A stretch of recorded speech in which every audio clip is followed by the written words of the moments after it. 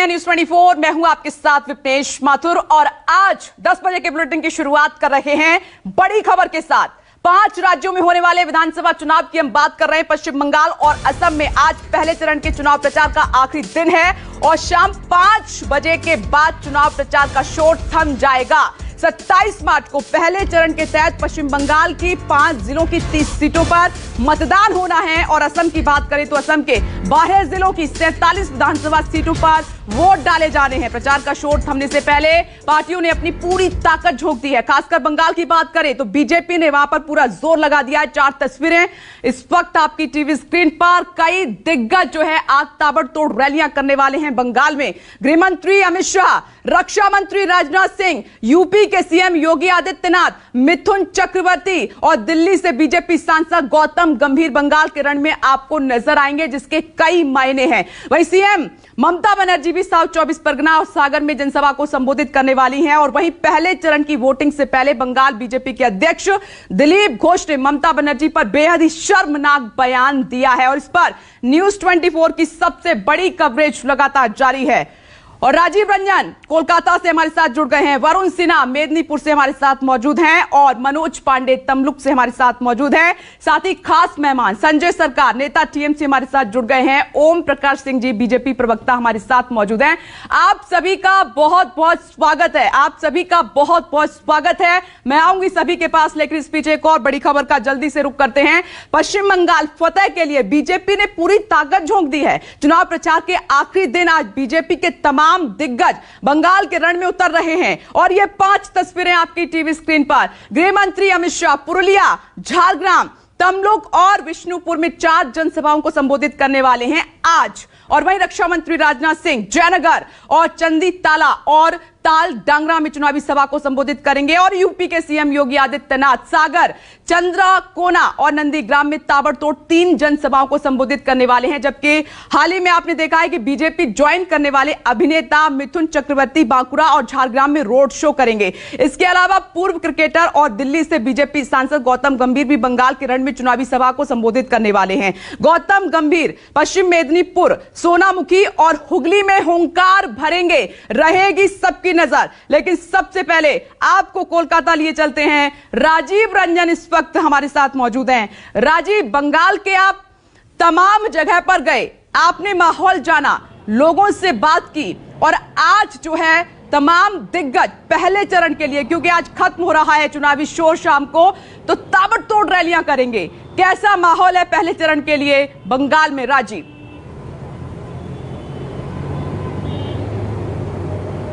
देखिए, पहले चरण का जो चुनाव विपनेश जैसा आपने बताया 30 सीटों पर जो चुनाव हो रहा है वो दोनों पार्टियों के लिए बहुत ज़्यादा महत्वपूर्ण इसलिए है कि सन 2016 की विधानसभा के चुनाव में यहाँ पर पूरा होल्ड ममता बनर्जी का था, जो 2019 के लोकसभा चुनाव में बीजेपी ने पलट करके अपने हाथ में ले लिया। तो एक तरफ से ममता बनर्जी अपनी खोई जमीन को वापस लाना चाहती हैं और दूसरी तरफ बीजेपी ने जो दबदबा 24 महीने पहले वहाँ अपना बनाया था उसको वो बरकरार रखना चाहती है। इसीलिए आप पहले चरण के चुनाव को बहुत महत्वपूर्ण इसलिए भी कहा जा सकता है क्योंकि शिवेंदु अधिकारी, दिव्येंदु अधिकारी, शिशिर अधिकारी मतलब अधिकारी परिवार का पूरा होल्ड उसी इलाके में जहां ये विधानसभा चुनाव होना है। दूसरी बात यह कि आज प्रचार खत्म होने के बाद 27 मार्च को जो माहौल बनेगा उसका बहुत असर, क्योंकि जिन विधानसभा सीटों से पे चुनाव 27 मार्च को हो रहा है उससे सटी हुई नंदीग्राम की सीट है और अगले चरण का चुनाव वहां होना है। बताया ये जा रहा है कि आज के बाद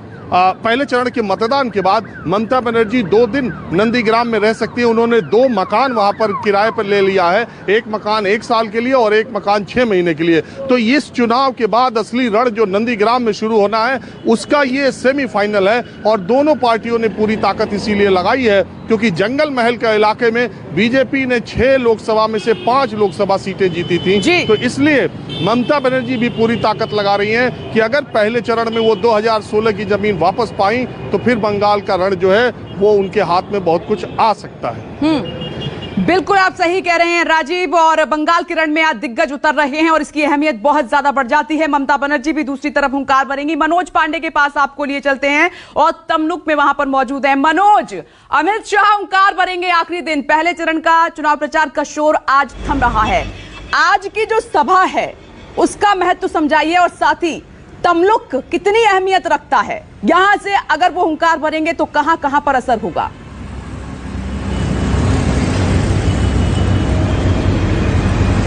ये रितिक देखे कि सबसे बड़ी बात है कि पश्चिम बंगाल का जो आप देखें किसान आंदोलन इसी यहाँ पे मेदिनीपुर के ही जमीन से शुरुआत हुआ था और आज तमलुक में गृह मंत्री अमित शाह का है और देखें लगातार क्योंकि जो नंदीग्राम है और जो तमलुक का ये मेदिनीपुर का आता है कहीं न कहीं पश्चिम बंगाल के राजनीति सियासत की एक विरासत यहीं से शुरुआत हुई है और जो 30 सीट में हो रहा है 5 जिलों में हो रहा है, पूर्व मेदिनीपुर है, पश्चिम मेदिनीपुर है, झाड़ग्राम है, पुरुलिया और बांकुड़ा है, क्योंकि देखिए शुभेंदु अधिकारी का इन सब जगहों पर पूरा दबदबा है और कहीं न कहीं बीजेपी इन सब चीजों को फायदा उठाने की कोशिश कर रही है।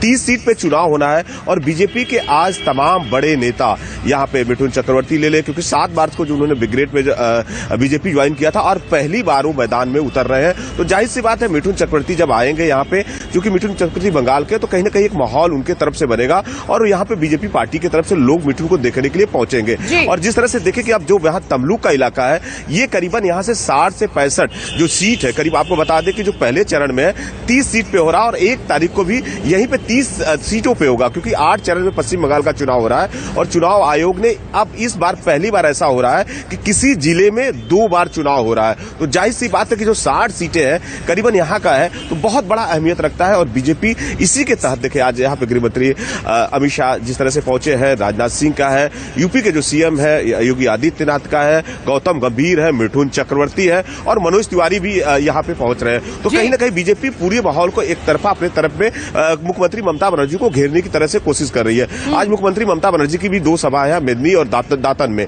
तो कहीं ना कहीं मुख्यमंत्री ममता बनर्जी अकेले बीजेपी के पूरे फौज के सामने मुकाबला कर रही हैं, वो भी व्हील चेयर पे बैठ के देखिए जनता के पास जा रही हैं। तो जाहिर सी बात है, हम लोगों ने 2011 का रत्नेश आपको बता दें कि पश्चिम बंगाल में चुनाव का माहौल देखा था, उस समय टीएमसी बनाम जिस तरह सीपीएम का था, कहीं न कहीं यही माहौल इस बार विधानसभा में साफ तौर पर दिखाई दे रहा है, बीजेपी बनाम टीएमसी, क्योंकि ये जो धरती है मेदिनीपुर की है कहीं न कहीं 60 सीटों के लिए जाना जाता है और इसी सीट पर शुभेंदु अधिकारी का वर्चस्व था।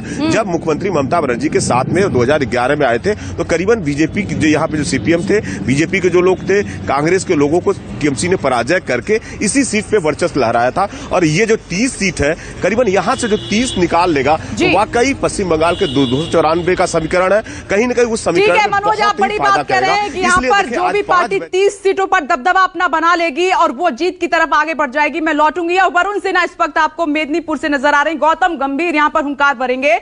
वरुण, पुरुलिया पर खास तौर पर बीजेपी अपनी नजर बनाए हुए है, जितने भी आसपास के इलाके हैं। आपने देखा कि 2019 में बीजेपी ने यहां से जीत दर्ज की, 9 विधानसभा सीटें हैं, लेकिन मैं बात गौतम गंभीर की करूंगी क्योंकि तमाम दिग्गज हुंकार भरेंगे, लेकिन गौतम गंभीर का वरुण वहां पहुंचना बहुत मायने रखता है, बहुत महत्वपूर्ण है। आपको याद होगा कि 4 बार, जी हां, जिस तरीके से कोलकाता नाइट राइडर्स के कप्तान रहे, 2 बार जीत दर्ज कराई और कहा कि वो मेरा घर है, तो गौतम गंभीर का वहां पहुंचना वरुण क्या मायने रखता है, मैं ये समझना चाहूंगी आज आपको। और वरुण, एक बहुत छोटे से ब्रेक के लिए मुझे यहां पर रुकना है, ब्रेक के बाद सीधे मैं आपका ही रुख करूंगी क्योंकि गौतम गंभीर का वहां पर पहुंचना बहुत मायने रखता है। आज के दिन बड़ी कवरेज लगातार जारी है, खास मेहमान भी बने हुए। छोटा सा ब्रेक, फौरन लौट रहे हैं। YouTube पर News 24 का परिवार अब 1 करोड़ का हो गया है। इस प्यार और भरोसे के लिए आपका तहे दिल से शुक्रिया। चाहे टीवी हो या सोशल मीडिया, हमारा वादा है हम यूं ही निष्पक्ष होकर पत्रकारिता का धर्म निभाते रहेंगे, यूं ही दिन रात आपके लिए सच्ची खबरें लाते रहेंगे। हम निष्पक्षता बनाए रखेंगे, बस आप अपना भरोसा बनाए रखिए और अपना साथ बनाए रखिए। एक बार फिर 1 करोड़ सब्सक्राइबर के लिए धन्यवाद। न्यूज़ 24, निष्पक्ष खबरें।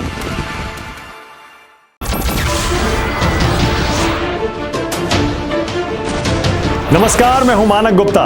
अगर आपको हमारा ये वीडियो पसंद आया हो तो इसे लाइक और शेयर जरूर करें और हां, हमें सब्सक्राइब और फॉलो करना ना भूलें ताकि आप देश और दुनिया की कोई खबर मिस ना करें।